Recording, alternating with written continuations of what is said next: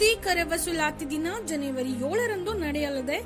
ಇನ್ನುಳಿದ 40% ಬಾಕಿ ಇರುವ ಕರ ವಸೂಲಿ ಮಾಡುವಲ್ಲಿ ಯಶಸ್ಸು ಸಾಧಿಸಲು ಪ್ರಯತ್ನಿಸುತ್ತೇವೆ ಎಂದು ಹೇಳಿಕೆ.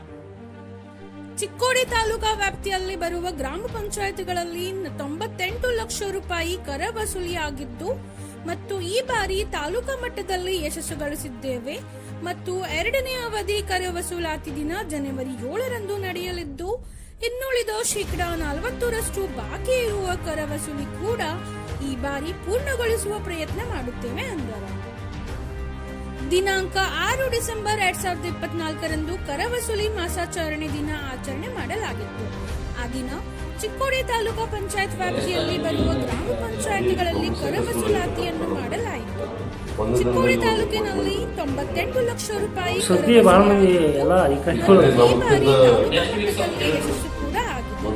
ಆದರೆ ಜನವರಿ 7ರಂದು 2ನೇ ಹಂತದ ಕರ ವಸೂಲಾತಿ ಆಚರಣೆ ಮಾಡಲಾಗಿದ್ದು ಈ ಬಾರಿ ಉಳಿದ 40% ಕೂಡ ಪೂರ್ಣಗೊಳಿಸಬೇಕೆಂದು ತಾಲೂಕು ಪಂಚಾಯತ್ ಕಾರ್ಯನಿರ್ವಾಹಕ ಅಧಿಕಾರಿಗಳಾದ ಶ್ರೀ ಎಸ್ ಕಾದ್ರೊಳ್ಳಿಯವರು ತಿಳಿಸಿದರು. ನಮಸ್ಕಾರ. ಇವತ್ತಿನ ದಿವಸ ನಮ್ಮ ಜಿಲ್ಲೆಯಲ್ಲಿ ದಿನಾಂಕ 7/1/2025ರಂದು ಒಂದು ಕರ ವಸೂಲಿ ಒಂದು ಅಭಿಯಾನವನ್ನು ಎಲ್ಲ ನಮ್ಮ ಜಿಲ್ಲೆಯ ಎಲ್ಲ ತಾಲೂಕುಗಳಲ್ಲಿ ನಾಳೆ ಮಾನ್ಯ ಮುಖ್ಯ ಕಾರ್ಯನಿರ್ವಾಹಕ ಅಧಿಕಾರಿಗಳ ಸೂಚನೆಯಂತೆ ನಾವು ಹಮ್ಮಿಕೊಂಡಿದ್ದೇವೆ. ಈಗಾಗಲೇ ಮೊದಲ ಹಂತದ ಒಂದು ಅಭಿಯಾನವನ್ನು ಎಲ್ಲ ನಮ್ಮ ತಾಲೂಕು ಇತ್ತು. ಅವತ್ತು ಕೂಡ ನಮ್ಮ ತಾಲೂಕಿಗೆ ನಿಗದಿಪಡಿಸಿದಂಥ ಗುರಿ 1,25,00,000 ಇತ್ತು. ಅದರ ಪ್ರಕಾರ ನಾವು ಸುಮಾರು 99 ಲಕ್ಷವನ್ನು ನಾವು ಗುರಿಯನ್ನು ಸಾಧಿಸಿದ್ದೇವೆ. ಇವತ್ತು ನಾವು ನಾಳೆ 7ನೇ ತಾರೀಕಿಗೆ ಏನು ಜನವರಿ 7ನೇ ತಾರೀಕಿಗೆ ಅಭಿಯಾನದಲ್ಲಿ ನಮ್ಮ ತಾಲೂಕಿಗೆ 1,40,00,000 ಮಾನ್ಯ ಮೇಲಾಧಿಕಾರಿಗಳು ಗುರಿಯನ್ನು ನಿಗದಿಪಡಿಸಿದ್ದಾರೆ. ಈ ನಿಟ್ಟಿನಲ್ಲಿ ನಾವು ಎಲ್ಲ ನಮ್ಮ ತಾಲೂಕಿನ 36 ಪಂಚಾಯಿತಿಯ ಎಲ್ಲ PDOಗಳಿಗೆ ಮತ್ತು ಕರ ವಸೂಲಿ ಗುಮಾಸ್ತರಿಗೆ ಮತ್ತು ನಮ್ಮ ಎಲ್ಲ NRLM ಸದಸ್ಯರಿಗೆ ಮತ್ತು ನಮ್ಮ ಗ್ರಾಮ ಪಂಚಾಯಿತಿ ಯಾವತ್ತು ಅಧ್ಯಕ್ಷರು ಉಪಾಧ್ಯಕ್ಷರು ಮತ್ತು ಸರ್ವ ಸದಸ್ಯರನ್ನು ಒಳಗೊಂಡಂತೆ ನಮ್ಮ ವಾಟರ್ಮನ್ಗಳು ಮತ್ತು ಗ್ರಾಮ ಪಂಚಾಯತಿ ಎಲ್ಲ ಸಿಬ್ಬಂದಿಗಳ ತಂಡೋಪತಂಡವಾಗಿ ನಾಳೆ ಎಲ್ಲ ಗ್ರಾಮ ಪಂಚಾಯತಿಗಳಲ್ಲಿ ಒಂದು ಅಭಿಯಾನ ಕಾರ್ಯ ಆಗುತ್ತೆ. ಅದಕ್ಕೆ ಪ್ರತಿ ಗ್ರಾಮ ಪಂಚಾಯತಿಗೆ ಗ್ರೇಡ್ 2 ಪಂಚಾಯತಿಗೆ 4ರಿಂದ 5 ಲಕ್ಷ ಗುರಿ ಪಡಿಸಿದ್ದಾರೆ ಮತ್ತು ಗ್ರೇಡ್ 1 ಪಂಚಾಯತಿಗೆ 8ರಿಂದ 10 ಲಕ್ಷವನ್ನು ನಾಳೆ ಅತಿ ದೊಡ್ಡ ಪಂಚಾಯತಿಗಳು ತಾಲೂಕಿನಲ್ಲಿ ಸುಮಾರು 5-6 ಇದ್ದಾವೆ. ಅಂಥವರೆಲ್ಲ ಸುಮಾರು 8 ಲಕ್ಷದಿಂದ 10 ಲಕ್ಷವನ್ನು ನಾವು ಗುರಿ ಪಡಿಸಿದ್ದೇವೆ, ನಿಗದಿಪಡಿಸಿದ್ದೇವೆ. ಎಲ್ಲ ಈ ಕುರಿತು ಎಲ್ಲ ನಾಳೆ ದಿವಸ ಮುಂಜಾನೆ 7:30ರಿಂದ ಸಾಯಂಕಾಲ 7:30ವರೆಗೆ ಒಂದು ಅಭಿಯಾನ ಕಾರ್ಯ ಪ್ರಾರಂಭ ಆಗ್ತೈತೆ. ಯಾವ ರೀತಿ ಅಂದರೆ ಅದಕ್ಕೆ ನಡಕ್ಕೆ ಸ್ಟಾಪ್ ಇಲ್ಲದಂಗೆ ಪೂರ್ತಿ ಮುಂಜಾನೆ 7:30ರಿಂದ ಸಾಯಂಕಾಲ 7:30ವರೆಗೆ ಇದೆ. ಅದಕ್ಕೆ ಎಲ್ಲ ನಮ್ಮ ಸಿಬ್ಬಂದಿಗಳು ಪೂರ್ವ ತಯಾರಿಯನ್ನು ಮಾಡ್ಕೊಂಡಿದ್ದಾರೆ. ಆದರೆ ತಮ್ಮ ಮೂಲಕ ಮತ್ತೊಮ್ಮೆ ನಾನು ಯಾವತ್ತು ನಮ್ಮ ತಾಲೂಕಿನ ವ್ಯಾಪ್ತಿಗೆ ಬರ್ತಕ್ಕಂಥ ಎಲ್ಲ ಗ್ರಾಮಸ್ಥರುಗಳು ವಿನಂತಿ ಮಾಡಿಕೊಳ್ಳೋದು ಏನೆಂದರೆ ನಾಳಿನ ದಿವಸ ಒಂದು ಕರ ವಸೂಲಿ ಮಾಸಾಚರಣೆಯಲ್ಲಿ ತಾವೆಲ್ಲರೂ ತಮ್ಮ ಕರವನ್ನು ಪಂಚಾಯತಿಗೆ ಬರ್ತಕ್ಕಂಥ ಬಾಕಿ ಮತ್ತು ಚಾಲ್ತಿ ಕರವನ್ನು ತುಂಬಿ ಈ ಅಭಿಯಾನವನ್ನು ಯಶಸ್ವಿ ಮಾಡಿಕೊಳ್ಳಬೇಕು. ಏಕೆಂದರೆ ಇದು ಒಂದು ಬಾಕಿ ಇದ್ದಂಥ ನಮ್ಮ ಕರ ಬಾಕಿಗೆ ಅಂದರೆ ಮನೆ ಪಾಳೆಗೆ ಒಂದು ದಂಡ, ಅದು P2 ಮಷೀನ್ದಲ್ಲಿ ದಂಡ ಅಥವಾ ಒಂದು ವಸೂಲು ಮಾಡುವಂಥ ಒಂದು ಸಿಸ್ಟಮ್ ಇದೆ. ಅದಕ್ಕೆ ಯಾರೂ ಕೂಡ ದಂಡವನ್ನು ಹೆಚ್ಚಿಗೆ ಹಾಗೆ ಬಿಟ್ಟರೆ ಪ್ರತಿ ವರ್ಷದಂಗೆ ನೀವು ತುಂಬಲೇ ಬಿಟ್ಟರೆ ಮುಂದಿನ ಒಂದು ಏಪ್ರಿಲಕ್ಕೆ ದಂಡದ ಮೊತ್ತ ಹೆಚ್ಚಿಗೆ ಆಗುವಂಥ ಸಂದರ್ಭ ಇರುವುದರಿಂದ ಎಲ್ಲ ನಮ್ಮ ಗ್ರಾಮಸ್ಥರು, ನಮ್ಮ ಗ್ರಾಮೀಣ ಪ್ರದೇಶದ ಆತ್ಮೀಯ ಗ್ರಾಮಸ್ಥರು ನಮ್ಮ ತಮ್ಮ ಕರ ಪಾಳೆ ಮನೆ ಪಾಳೆಯನ್ನು ತುಂಬಿ ನಮಗೆ ಈ ಒಂದು ಅಭಿಯಾನದಲ್ಲಿ ಪ್ರಗತಿ ಸಾಧಿಸಲಿಕ್ಕೆ ಎಲ್ಲರೂ ನಮಗೆ ಸಹಾಯ ಮಾಡಬೇಕಂತ ಈ ಮೂಲಕ ತಮ್ಮಲ್ಲಿ ವಿನಂತಿಸಿಕೊಳ್ಳುತ್ತೇವೆ.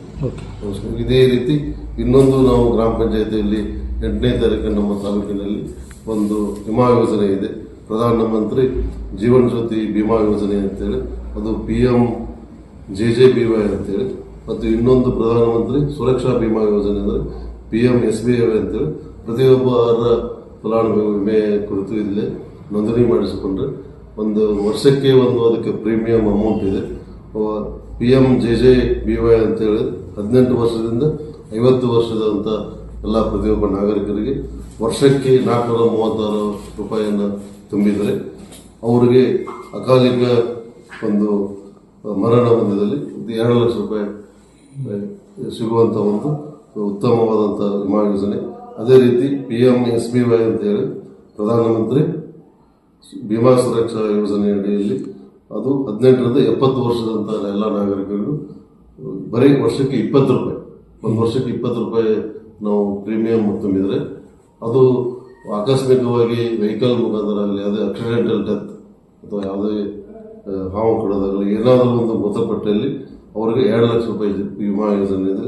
ಒಂದು ಶಾಶ್ವತ ಅಂಗವೈಕಲ್ಯ ಏನಾದರೂ ಆದರೆ ಅದಕ್ಕೂ ಕೂಡ 2 ಲಕ್ಷ 20 ರೂಪಾಯಿದಲ್ಲಿ ಸಿಗುವಂಥ ಒಂದು, ಮತ್ತು ತಾತ್ಕಾಲಿಕ ಭಾಗಶಃ ಅಂಗವೈಕಲ್ಯ ಆದರೆ 1 ಲಕ್ಷ ರೂಪಾಯಿ ಒಂದು ವಿಮಾ ಸಿಗುವಂಥ ಒಂದು ಅವಕಾಶ ಇದ್ದು ಎಲ್ಲ ನಮ್ಮ ತಾಲೂಕಿನ ಎಲ್ಲ ನಾಗರಿಕರು ದಿನಾಂಕ 7/1/2025 ಈ ನಮ್ಮ ತಾಲೂಕಿನಲ್ಲಿ, ನಮ್ಮ ಜಿಲ್ಲೆಯಲ್ಲಿಯೂ ಎಲ್ಲ ತಾಲೂಕಿನಲ್ಲೂ ನಾವು ಹಮ್ಮಿಕೊಳ್ಳಲಾಗಿದೆ ಮೇಲಾಧಿಕಾರಿಗಳ ನಿರ್ದೇಶನದಂತೆ. ಆ ಒಂದು ಕಾರ್ಯದಲ್ಲಿ ನಮ್ಮ NRLM ಸ್ವಸಹಾಯ ಸಂಘದ ಮುಖಾಂತರ ನಮ್ಮ ಗ್ರಾಮ ಪಂಚಾಯತಿ ಎಲ್ಲ ಸಿಬ್ಬಂದಿಗಳು ಮತ್ತು ಅಂಗನವಾಡಿ ಕಾರ್ಯಕರ್ತರು ಈಗಾಗಲೇ ಮಾಡಿದ್ದಾರೆ ಮತ್ತು ಆರೋಗ್ಯ ಇಲಾಖೆಯ ಕಾರ್ಯಕರ್ತರು ಎಲ್ಲರೂ ಮಾಡಿದ್ದಾರೆ. ಅದೇ ರೀತಿ ನಮ್ಮ ತಾಲೂಕಿನ ವ್ಯಾಪ್ತಿಯಲ್ಲಿ ಬರ್ತಕ್ಕಂಥ ಎಲ್ಲ ಇಲಾಖೆಗಳನ್ನು ಕೂಡ ನಾವು 8ನೇ ತಾರೀಕಿಗೆ ಇಲ್ಲಿ ಒಂದು ಅಭಿಯಾನವನ್ನು ನಾವು ತಾಲೂಕು ಪಂಚಾಯತಿಯಲ್ಲಿ ಮಾಡ್ತಾ ಇದ್ದೇವೆ. ತಾಲೂಕು ಎಲ್ಲ ನೌಕರಸ್ಥರು ಕೂಡ ಈಗಾಗಲೇ ಮಾಡಿದ್ದಾರೆ. ಯಾರು ಬಾಕಿ ಇದ್ದಾರೆ ಅವರನ್ನು ನಾವು 8ನೇ ತಾರೀಕಿಗೆ ಇಲ್ಲೇ ಅವತ್ತೇನೆ ವಿಮಾ ಯೋಜನೆಯಲ್ಲಿ ಅರ್ಜಿಯನ್ನು ತುಂಬಿ, ಅದು ನಿಗದಿಪಡಿಸಿದ ಅರ್ಜಿಯನ್ನು ತುಂಬಿ ಈ ಯೋಜನೆಯಲ್ಲಿ ಒಳಪಡಿಸುವಂಥ ವ್ಯಾಪಕ ಪ್ರಚಾರ ಮಾಡಿ ನಾವು ಮಾಡ್ತಾ ಹೋಗುವಂಥ ಕಾರ್ಯವನ್ನು ಕೂಡ 8 ಜನವರಿ 25ರಂದು ಈ ತಾಲೂಕು ಪಂಚಾಯತಿಯಲ್ಲಿ ನಮ್ಮ ತಾಲೂಕಿನಲ್ಲಿ ಮಾಡ್ತಾ ಇದ್ದೇವೆ ಅನ್ನುವಂಥ ಮಾತನ್ನು ಈ ಮುಖಾಂತರ ತಿಳಿಸಿ, ಈ 2 ಯೋಜನೆ ಈ ಫಲಾನುಭವಿಗಳು ವಿಮೆ ಪಾಲಿಸಿದಾರರಾಗಬೇಕಂತೇಳಿ ನಾನು ನಮ್ಮ ಮುಖಾಂತರ ಎಲ್ಲ ನಮ್ಮ ಸಾರ್ವಜನಿಕರಲ್ಲಿ ಕೈ ಮುಗಿದು ವಿನಂತಿಸಿ ಮಾಡಿಕೊಳ್ತೇನೆ. ಓಕೆ.